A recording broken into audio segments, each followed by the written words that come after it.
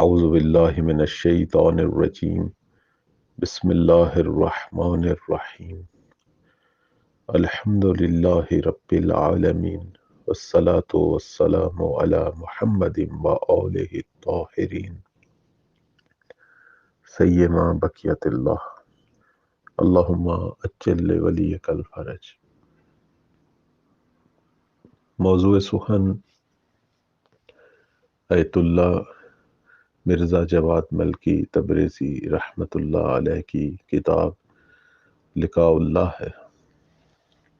ہم سلسلہ دروس میں اس جگہ پر پہنچے تھے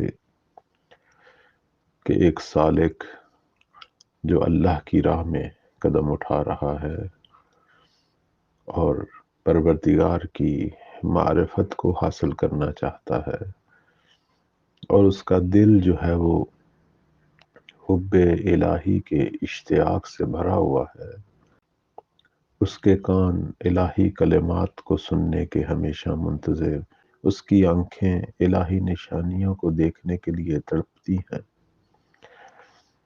اور اس کی زبان بے تاب رہتی ہے اپنے رب کے بارے میں گفتگو کے لیے، اس کے اعضاء اور جوارح پر پروردگار کی اطاعت کا رنگ چھایا ہوا ہے۔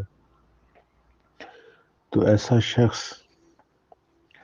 جو مکمل طور پر الہی شخص ہے اور اپنے رب کے اشتیاق اور اس کی لقا کے لیے شب و روز وہ تڑپتا ہے، اس کی کیا کیفیت ہے۔ اس سے پہلے ہم نے اسی کتاب سے حضرت موسیٰ علیہ السلام کی کیفیت کو بیان کیا۔ آج ہم نبی کریم صلی اللہ علیہ وآلہ وسلم سے کتاب علل الشرائع سے ایک حدیث نقل کرتے ہیں کہ جو حضرت شعیب علیہ السلام کی عرفانی، معرفتی اور پروردگار کی بارگاہ میں اشتیاق کی کیفیتوں کو بیان کرتی ہے۔ پیغمبر اکرم صلی اللہ علیہ وآلہ وسلم فرماتے ہیں کہ ان شعیبا بقا من حب اللہ عز وجل حتی اما۔ جناب شعیب اللہ کی محبت میں اتنا گریہ کیا کرتے تھے کہ اندھے ہو گئے۔ فرد اللہ علیہ بصرہ، پروردگار نے انہیں ان کی آنکھیں واپس کی، یعنی انہیں بینائی دی۔ ثم بقا حتی عما، پھر دوبارہ انہوں نے اتنا گریہ کیا کہ دوبارہ اندھے ہو گئے۔ فرد اللہ علیہ بصرہ، پروردگار نے دوبارہ جو ہے انہیں ان کی بینائی لوٹائی۔ ثم بقا حتی عما، لیکن وہ پھر انہوں نے اللہ کی محبت میں اتنا گریہ کیا کہ پھر جو ہے اندھے ہو گئے۔ فلما کانت الرابعہ، جب چوتھی بار یہی حالت طاری ہوئی، اوحی اللہ الیہ، تو اللہ تعالیٰ نے وحی کی، یا شعیب، اے میرے بندے شعیب، یا شعیب الی متی یکون ھذا منک ابدا، ان یکن ھذا خوفا من النار فقد اجرتک، وان یکن شوقا الی الجنہ فقد ابہتک۔ پروردگار نے فرمایا، اے شعیب، اے میرے بندے شعیب، تو کب تک ایسا کرے گا اور یوں ہی یہ گریہ و بقا کو جاری رکھے گا؟ اگر تمہارا گریہ جہنم کی آگ کے خوف سے ہے تو میں تیرا خدا تجھے وعدہ دیتا ہوں کہ آگ تجھے نہیں چھوئے گی، اور اگر تجھے بہشت جنت کا اشتیاق ہے تو میں تجھے بہشت دوں گا۔ جناب شعیب نے کیا عرض کی؟ فقال الہی و سیدی انت تعلم، اے میرے پروردگار، اے میرے آقا، تو جانتا ہے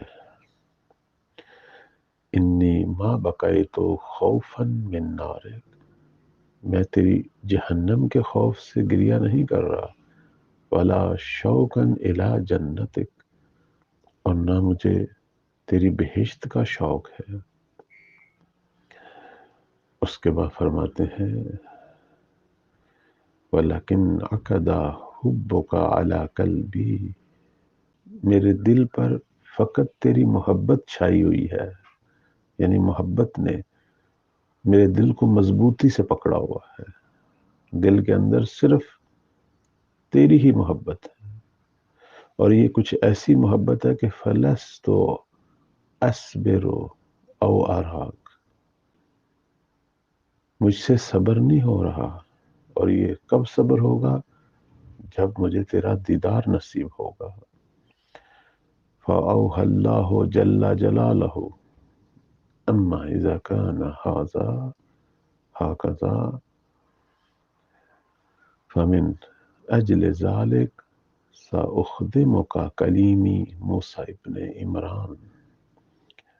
پروردگار نے پھر حضرت شعیب کو وحی کی کہ اگر تیری یہ حالت ہے تو پھر میں اپنے کلیم جس سے میں کلام کرتا ہوں موسیٰ ابن عمران، اس کو تیری خدمت میں بھیجتا ہوں، چونکہ جب دو اللہ والے اکٹھے ہوں تو پھر انہیں سکون ملتا ہے، الہی راہوں میں حرکت کرتے ہیں اور ایک دوسرے کو تسکین دیتے ہیں، تسلی دیتے ہیں، وہ حقیقت میں ہر کوئی دوسرے کے لیے خدائی مرہم ہوتا ہے۔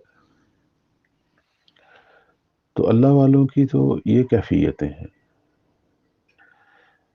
اور یہی کیفیت جو ہے امیر المومنین صلوات اللہ علیہ کی دعائے کمیل میں بھی تھی کہ مولا فرماتے تھے وَحَبْنِي یا الہی و سیدی و مولائی صبرت علی عذابک فکیف اصبر علی فراقک، اے میرے خدا، اے میرے سید، اے میرے مولا، اگر میں تیرے عذاب پر بھی صبر کر لوں لیکن کیسے میں تیرے فراق پر، تجھ سے جدائی پر صبر کروں گا۔ مناجات شعبانیہ میں ہم دیکھتے ہیں کہ مناجات شعبانیہ میں امیر المومنین فرماتے ہیں پروردگارہ مجھے ایسا دل دے کہ جس کا اشتیاق مجھے تیرے نزدیک کرے، ایسی زبان دے کہ جس کی صداقت سے میں تیری طرف بلند ہوں، اور مجھے ایسی حق کو دیکھنے والی نگاہ عطا کر جو مجھے تیرے نزدیک کرے۔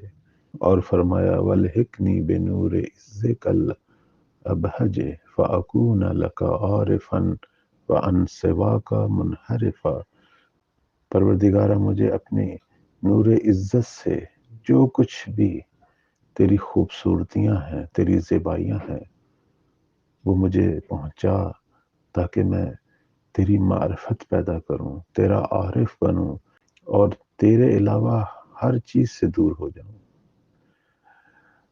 یعنی میرے وجود میں، میرے قلب میں صرف تو ہو، میرا وجود، میری روح، میری فکر، میرا خیال، سب کچھ خدا سے بھرا ہو،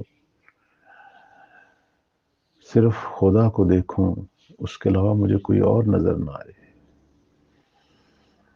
دعائے ابو حمزہ صومالی جو کہ امام سجاد صلوات اللہ علیہ سے ہے، اس میں مولا فرماتے ہیں وَإِنَّكَ لَا تَحْتَجِبْ عَنْ خَلْقِكَ، پروردگارہ تو حجاب میں نہیں ہے، تو چھپا ہوا نہیں ہے، تو پوشیدہ نہیں ہے۔ کس چیز نے تجھے ہماری نگاہوں سے پوشیدہ کیا ہے؟ اعمال السیئہ، وہ برے اعمال، وہ بری آرزوئیں،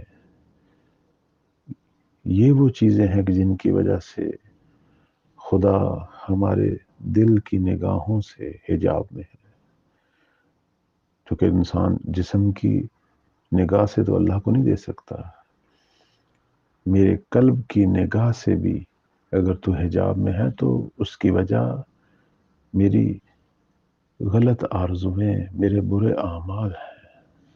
یہ وہ چیزیں ہیں جو انسان کو خدا سے دور کرتی ہیں۔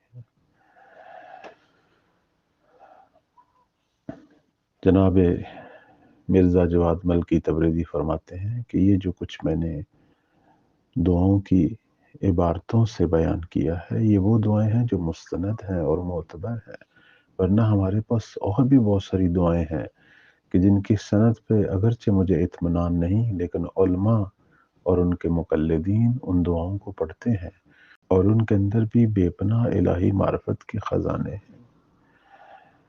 پروردگار ہم سب کو ان عظیم خزانوں سے بہرہ مند ہونے کی توفیق عطا فرمائے۔ انشاءاللہ یہ سلسلہ جاری رہے گا۔ پروردگار ہمیں ایسا دل عطا کر جو تیری محبت اور معرفت سے بھرا ہو، ایسی نگاہ عطا کر جو صرف تجھے دیکھے، اور ہمارے کان تیری آواز سنے، ہماری زبان تیری کلام کرے، اور ہمارے اعضاء و جوارے فقط تیری اطاعت میں غرق ہوں۔ الہی آمین۔ اللہ تعالی ہم سب کے گناہوں کو معاف فرمائے اور اپنی راہ میں جو الہی راہ ہے اس میں چلنے کی توفیق عطا فرمائے۔ والسلام علیکم ورحمۃ اللہ۔